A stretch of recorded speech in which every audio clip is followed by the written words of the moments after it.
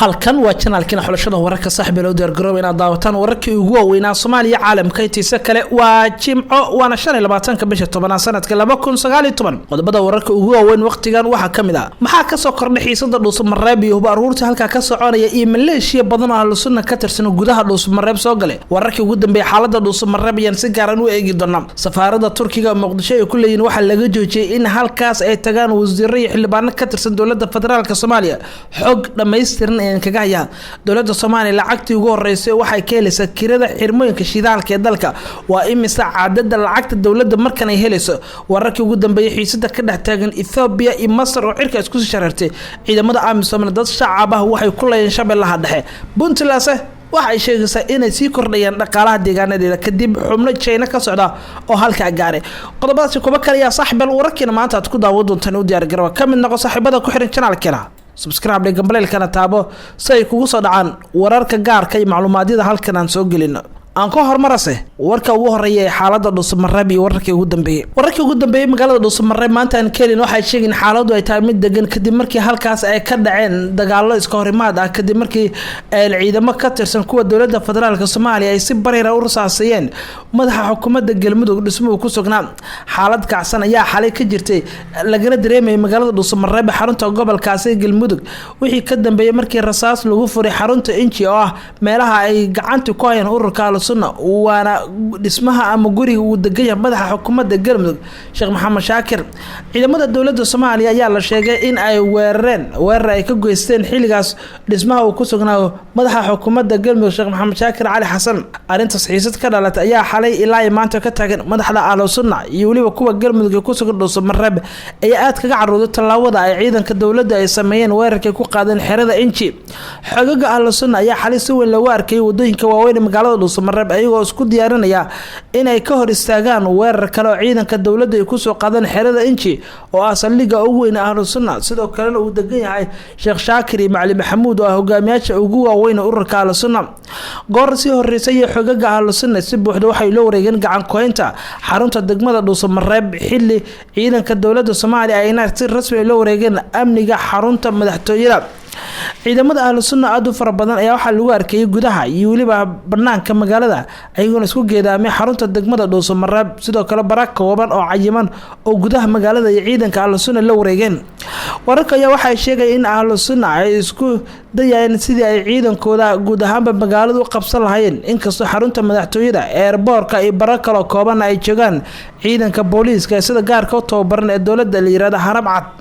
sidoo kale ciidamada dawladda Soomaaliya waxay ku sugeen xarunta shir kale waxaana halkaas ku yaala dhismaha howlka weyn ee maalmihii dambe xafladaha ka dhacay waxaana wadooyinka qaar ciidanka dawladdu ay xirteen halkaas oo aagaga ay ka galeen Maxamed Xaashi Jimcaale oo kamid ah dhalinyarada ku nool magaalada Dhuusamareeb ayaa yiri xaaladda Dhuusamareeb maanta waa ay degan tahay marka loo eego sida ay xalay ahayd meelihii xalay iska horimaadka ka dhacayna waa iska rooyihiin waxaana soconaya dadaalo arinta lagu xalinayo Maxamed Xaashi waxa uu yiri ahlu sunna waxa ay isku dayaysaa in magaalada ay soo geliso ciidamo aad u fara badan kuwaas oo difaaca ahlu sunna waxaana waqti walba dhici kara iska horimaad iyo dagaal ka dhaca gudaha magaalada waxa uu inta ku daray waxaan maqlayay gurmad badan oo ahlu sunna u soo galay kana imaanaya magaalada Guraceel saacadihii ugu dambeeyay ee magaalada soo galay kuwaas oo wata gaadiidka badan ee kuwa dagaalka ah Nabadan Cabdi Guure waxa uu kamid yahay odayaasha dhaqanka reer Dhuusamareeb waxa uu channelkana u sheegay in baqdin badan ay muujinayaan oo ah in markale magaaladu dagaal ka dhaco inkastoo nabadoonku uu sheegay in ayagana doorkooda ay qaadanayaan shacabka ku dhaqan Dhuusamareeb iyo waxgaradka ayaa aad u dhigtaagaya xaaladda murugsan ee Dhuusamareeb ka soo cusboonaatay Nabad Guure waa Nabadan Guure waxa uu yiri shacabka Dhuusamareeb amni darro ayay wajahayaan iyo xaalad cabsi ah qof walba oo shacabka kamid ahna waxa ku sheegaya waxa dhici kara saacad walba wararka qaar aan helin waxay sheegeen madaxda ahlu sunna ay dalbadeen in gacan ku haynta magaalada guud ahaan bay la wareegaan inkastoo taas aysan suurtagal ahayn kadib markii dhowr diyaaradood dawladda Soomaaliya halka ciidamo ay ku geysay wararkii ugu dambeeyay ee haddaan keenin waxay sheegeen xaaladdu ay tahay mid degan kadibna ay soconayaan dadaalo arinta lagu xalinayo taliyaha booliiska Dhuusamareeb ayaa faahfaahin ka bixiyay israsaasayntii ka dhacday xalay wuxuuna sheegay in taa hadda laga heshiiyay sida taliyuhu sheegay taliyaha booliiska ee saldhigga Dhuusamareeb Cabdullaahi Xasan Macalin waxa uu sheegay in xaaladda Dhuusamareeb ay tahay mid degan isla markaana wixii hadda ka dambeeya ay tahay mid la isku haleyn karo israsaaseynta xalay dhacda ayuu ku tilmaamay mid ay ahayd si kama oo ciidanku ay rasaas ugu fureen guriga uu ku sugnaa madaxa xukuumadda Galmudug Sheekh Maxamed Shaakir Cali Xasan wuxuu hadalkiisa intaa ku daray inaysan jirin ciidamo gooni ah oo la wareegay xarumaha Dhuusamareeb balse ay sugayaan kaliya amniga magaalada ayna u xilsaareen hay'adaha amniga ee dowladda Soomaaliya sida uu sheegay dhinaca kale ciidamada booliiska dowladda ayaa xalay xiray waxay xalay xabsiga dhigeen askariga rasaasta ku furay guriga uu degay madaxa xukuumadda sida ay la xogaal ay channelkeena u sheegeen si kastaba maamulka Galmudug Ahlu Sunna iyo dowladda wali ma ka hadal mushkilada iyo waliba xiisada ka jirta Dhuusamareeb daawadaal waxa naga xasuusnaa wax walba oo ku soo kordha arinta Dhuusamareeb iyo wararkeeda hadii wax ku soo kordhaana isla channelkeena ayaad ku daawo doontaan wararka iyo waliba warbixinada kale ee soo socda aan u gudbo qodobada kale ee wararkeena ku jira daawadayaal waxaa ka mid ah xog buuxda waxaan kaga hayaa safaaradda Turkiga ee Muqdisho waxa laga joojiyay xildhibaano iyo wasiiro ka tirsan dowladda federaalka Soomaaliya xogtan oo helay channelkan ayaa xaqiijinaya in safaaradda Turkiga ee magaalada Muqdisho laga joojiyay xildhibaano kamid ah labada gole ee baarlamaanka Soomaaliya wasiiro iyo waliba xubno ka tirsan xukuumadda ayadoo la sheegay in sababaha ugu weyn ay tahay amar ka soo baxay madaxtooyada Soomaaliya gaar ahaan xafiiska ra'iisul wasaaraha Soomaaliya warbixintan aan helnay ayaa sheegaysa in safaaradda Turkiga warqad cabasho ah ay u qortay gudoomiyaasha labada gole ee baarlamaanka Soomaaliya waliba ra'iisul wasaaraha dalka iyo madaxweynaha dalka Maxamed Cabdullaahi Farmaajo cabashada safaaradda ayaa ahayd mid ku saleysan mas'uuliyiin ka tirsan labada gole ee baarlamaanka Soomaaliya iyo xukuumadda oo ay safaaraddu u doontaan fududeynta dalkugalka Turkiga fiisahaasi waxayna u qaadataa si joogto ah ugu yaraan 15 qof oo kamid ah xukuumadda iyo baarlamaanka ayaa safaaradda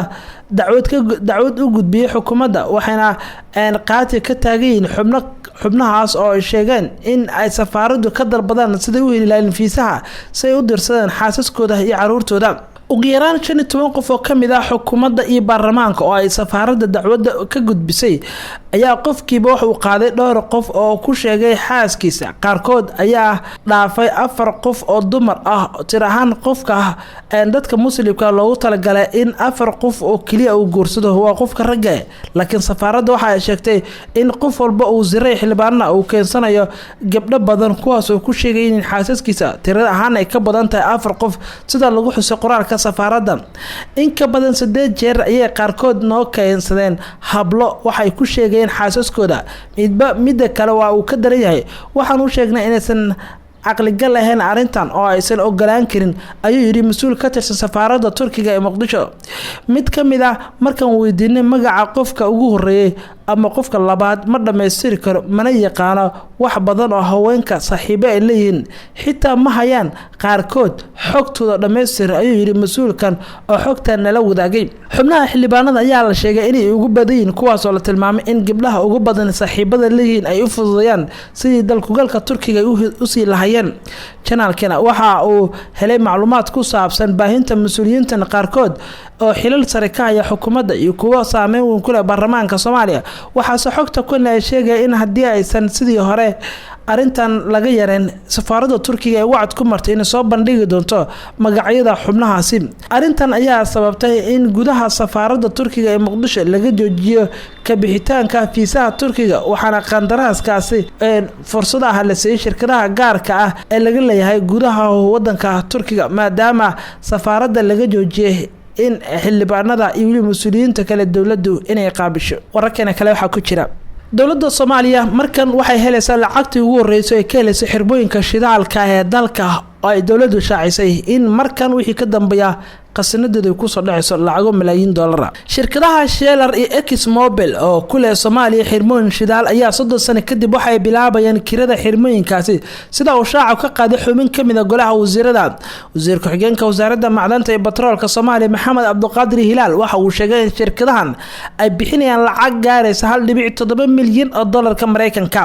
waxa uu sheegay lacagtaas in hadda dowladda dhexe ee Soomaaliya gacanta ku hayso isla markaana shirkadahan ay diyaar u yihiin in ay soo celiyaan kaalintooda shidaalka Soomaaliya maamulka lacagta waa habraaca heshiiska qeyraadka ee wadaaga dowladda iyo waliba dowlad goboleedyada oo ku heshiiskan uu ka dhacay magaalada Baydhabo sanadkii tagay ayuu yiri Masar Hilaal waa markii ugu horeysay 30 sano kadib oo shirkadaha shidaalka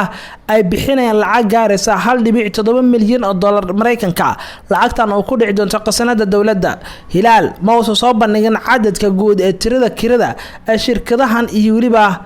iyo goorta lacagaha ku dhiman ay dhammaystiri doonaan. wararkii ugu dambeeyay ee xiisada u dhaxaysa Ethiopia iyo Masar ayaan eegaynaa oo markan ciidka isku sii shareertay. madaxweynaha wadanka Masar Abdi Fattah al-Sisi waliba ra'iisul wadanka Ethiopia Abiy Ahmed ayaa Khamiistii shalay waxay ku kulmeen magaalada Sochi ee ah magaalada loo dalxiisayo wadanka Ruushka, waxaana aad baraha bulshada iyo warbaahinta lagu baahiyay sawirro muujinaya in kulanka madaxweynaha wadankaasi Masar Abdi Fattah al-Sisi oo dhoola cadeynaya halka Abiy Ahmed oo dhoola cadeynaya la arkay iyagoo si wada jira u fadhiya. kulanka ayaa maanaya xilli labada mas'uul ay ka wada qayb galeen shirka Afrika ee Ruushka asagoo ku soo beegmaya xilli maalin kadib markii si adag u hanjabay Abiy Ahmed dowladda Masar. Abiy Ahmed shalay waxa uu ku hanjabay in dalkiisa uu abaabuli doono malaayiin ciidamo oo la dagaalamo wadanka Masar haddii loo maarmi waayo mashruuca Ethiopia ee wado biyo xireenka. madaxweynaha wadankaasi Masar Abdi Fattah al-Sisi oo u muuqda mid iska dhigatiraya hadallada hanjabaada Abiy Ahmed ayaa waxa uu yiri waxaan kugu hambalyeeynaa abaalmarinta nabadda ee Nobel Peace Prize waxa tahay shakhsi nabadeed ayuu yiri Abdi Fattah al-Sisi. Abiy Ahmed ayaa isna sidoo kale waxa uu yiri waxaan qaadanaynaa nabadda oo aan ku xilan karno dhibaatooyin aan la wadaagin dowladaha saaxiibadana la ee Afrika. Ra'iisul Abiy Ahmed waxa uu sidoo kale carabka ku adkeeyay in dalkiisa ay go'aan ka gaari doonaan oo dhameystiran mashruuca biyo xireenka oo ay isku hayaan wadanka Masar. in aan la rumeynaa inaysan jirin awood Ethiopia ka hor istaagi karta in biyaha aan xirno ayuu yiri Abiy Ahmed. wuxuu inta uu ku daray haddii laga maarmaan ay noqoto dagaal waxaan abaabuli karnaa malaayiin ciidamo haddii ay naqatana mid xasiloon oo wada hadal aan diyaar ayaa u naanay ayuu raaciyay Abiy Ahmed oo hadaladiisa u muuqday kuwa xanaaf ah hanjabaadna ay ku dheehan tahay. warbixinta ugu dambeysay guud ahaan saaxiibayaal wararka aad ka daawanaysan channelkina xulashada wararkana saaxiibayaal maanta halka ayaan ku soo gabagabeynaa warkan kan xiga daawadayaal intaan ku kulmi doono nabadgelyo.